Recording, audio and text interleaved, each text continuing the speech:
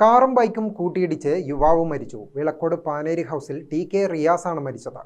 അപകടം വരുത്തി നിർത്താതെ പോയ കാർ പോലീസ് പിന്നീട് കണ്ടെത്തി. അപകടം പറ്റിയ റിയാസിനെ ആശുപത്രിയിൽ എത്തിക്കാൻ വൈകിയതും മരണകാരണമായി. വെള്ളിയാഴ്ച വൈകുന്നേരം 6 മണിയോടെ ശിവപുരം നടുവനാട് റോഡിൽ കോളാരിക്കടുത്ത വെള്ളി റോഡിൽ വെച്ചാണ് അപകടമുണ്ടായത്. വീട് നിർമ്മാണം നടക്കുന്നിടത്തു നിന്നും ശിവപുരത്തെ ഭാര്യ വീട്ടിലേക്ക് പോകവെയാണ് എതിരെ നിന്നും വരികയായിരുന്ന കാർ ഇടിച്ചു തെറിപ്പിച്ചത്. ഇടിയുടെ ആഘാതത്തിൽ റിയാസ് റോഡരികിലേക്കും തെറിച്ചു വീഴുകയും ബൈക്ക് സമീപത്തെ വീട്ടുമതിൽ ഇടിച്ചു തകർത്ത് പറമ്പിലേക്ക് വീഴുകയുമായിരുന്നു.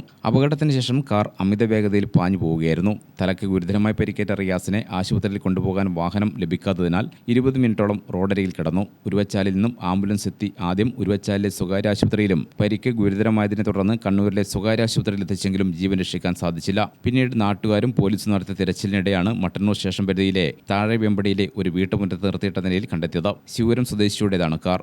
സംഭവശേഷം ഇയാളുടെ സഹോദരിയുടെ വീട്ടിൽ നിർത്തിയിട്ടതാണെന്നാണ് പോലീസ് പറയുന്നത്. അപകടത്തിൽ കാറിന് കേടുപാടുണ്ട്. മാലൂർ പോലീസ് കാർ കസ്റ്റഡിയിലെടുത്തിട്ടുണ്ട്. കാക്കയങ്ങാട് ചിക്കൻ കട നടത്തി വരികയായിരുന്നു റിയാസ്. ആയിഷയാണ് മാതാവ്.